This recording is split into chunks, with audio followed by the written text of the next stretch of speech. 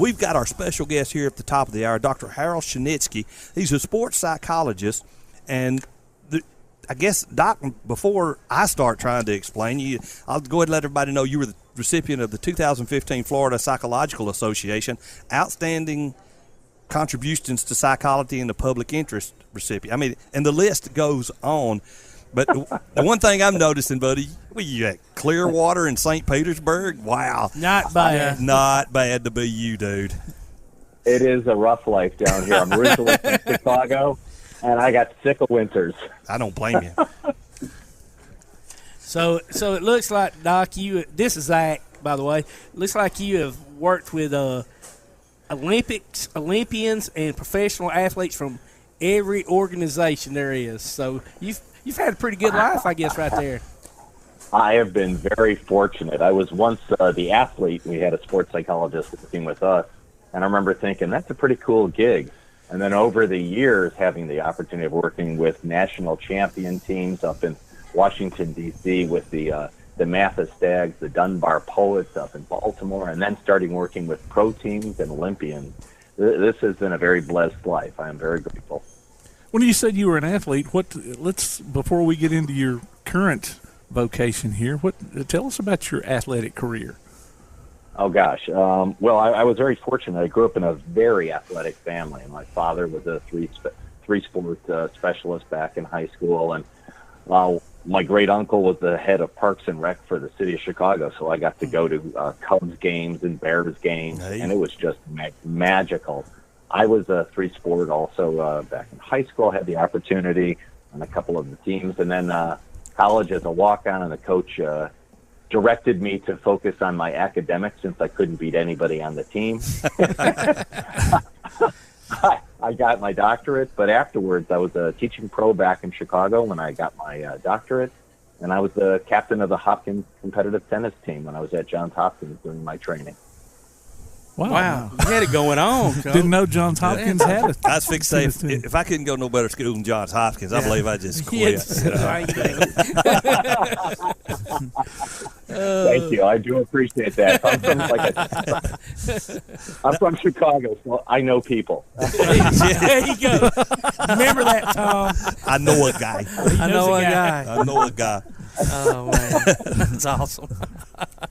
Doc, what I'm looking there, Todd printed, I give Todd credit, he printed out the page list of accomplishments. And one of the things here at the bottom, well, first we're going to talk about your book here in a little bit, but, you do Asperger's, I'm sorry, Todd, Asperger's interventions, clinical motivation. But at the bottom here, it says the National Forum on Native American Dropout Prevention Strategies. I mean, is there any topic of psychology that you don't cover?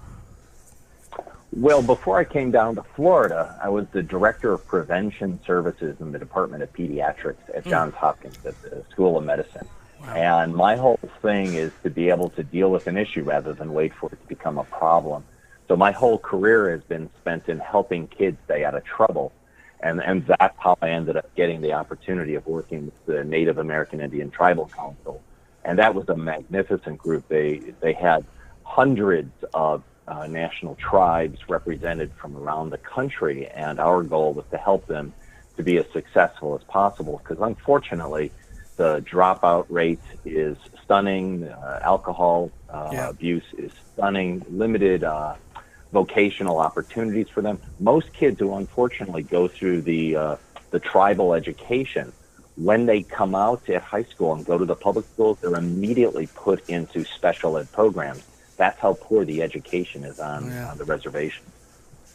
Wow. Yeah, I've seen documentaries and stuff, Dr. This is Todd, by the way, of that very situation. And it is sad, the poverty and like you said, just the lack of access to programs or anything, and lack of jobs and alcoholism is just a hard life. So hats off to you, commend you to be working with that group.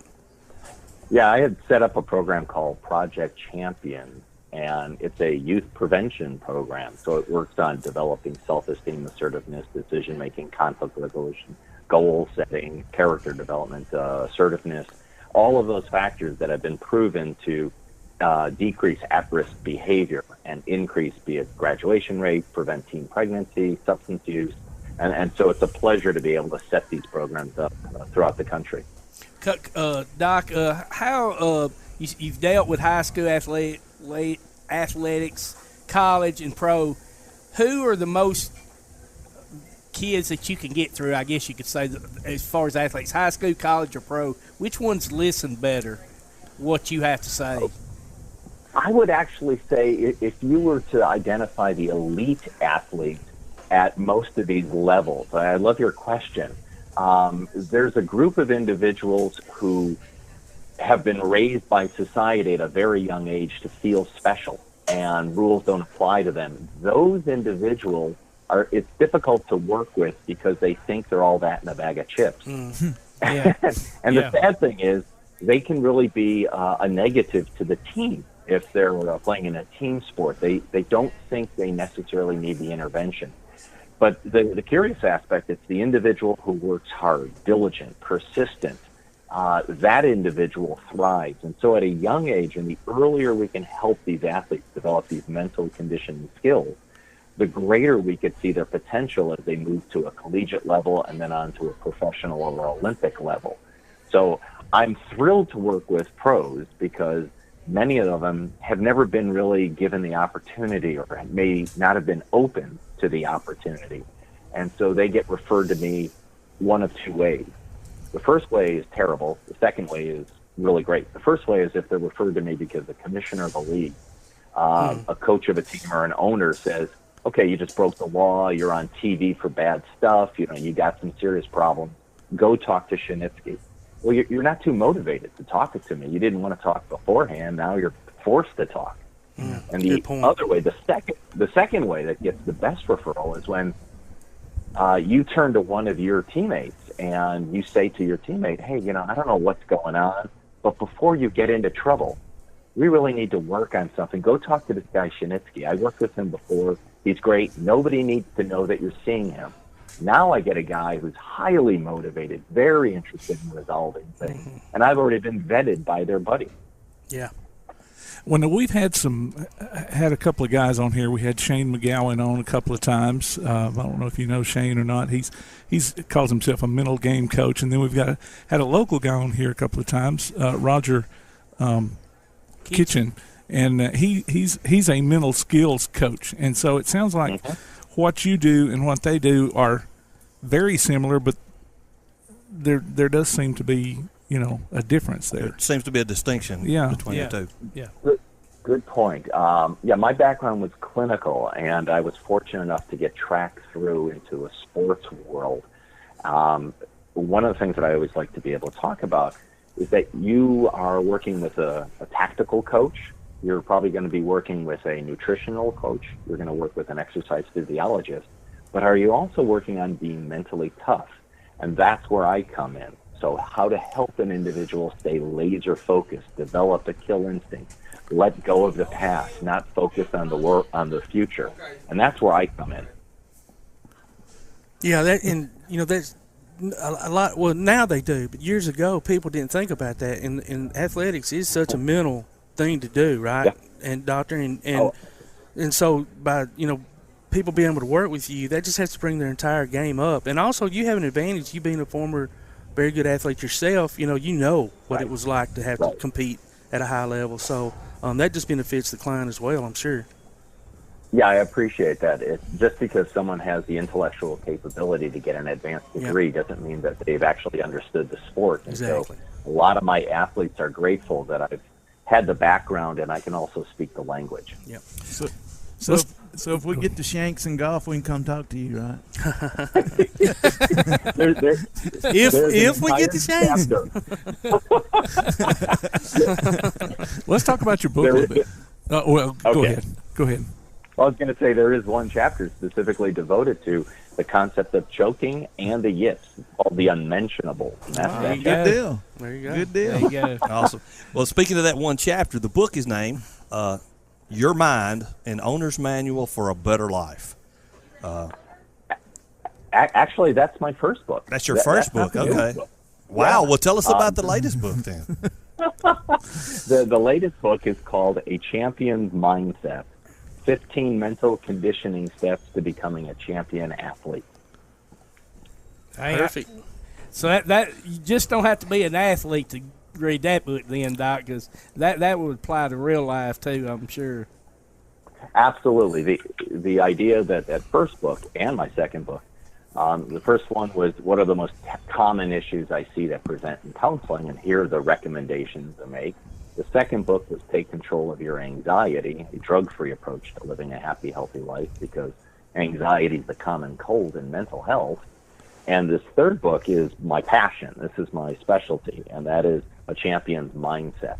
And so my role as the sports psychologist is to help not just athletes, but you'll find by going through the concepts in the book, if you acquire or assimilate these steps, these skills, it'll not only help you on a competitive field, these will help you in life.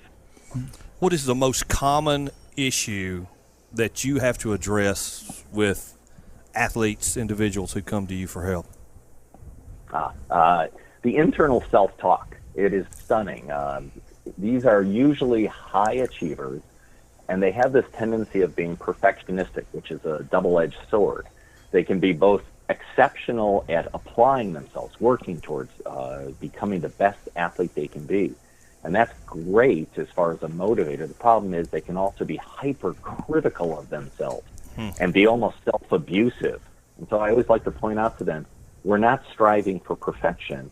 You really should consider changing that concept to strive for excellence. Perfection's an outcome. Excellence is the capacity to do your best. That's great. That's interesting. Yeah. That's very, very interesting right there. I mean, just think about it. If you are striving for perfection and you are the top in your sport, that's magnificent. But based on that same logic, if you're the sixth best player of whatever that sport is in the world, well, you might as well just quit. Well, yeah. That would be that mindset, right? Right. That's a and great that's point. the sad thing. You probably know people who are this way too, and they're never, ever comfortable. They're always what's next, and they can't kind of appreciate life. Yeah. And by the way, just because you do your best doesn't guarantee an outcome. And so I point out to all my athletes, I mean, let's just say you golf and shoot a course record 62. It doesn't guarantee you win the tournament. You might have had a couple of other rounds that were off. Yeah. Swim your fastest that you could in a pool and go against Michael Phelps, and I bet you're going to lose. The goal isn't perfection. It's doing your best. That's right.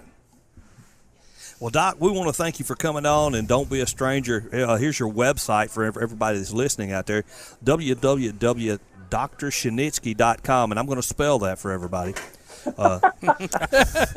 Not like I need to, but it's www.drshinitsky.com, and they can find it on our YouTube channel here in a little while, and on our archives as well. Doc, it's been a hoot, and we want to wish you the best around February down in Clearwater and St. Pete. I'll be down in your area around Brandon here in another week or two. So stop on by. Back door's open. You got it, man. You got it. There you go. Free session right there. Hey, you don't want to get in this train.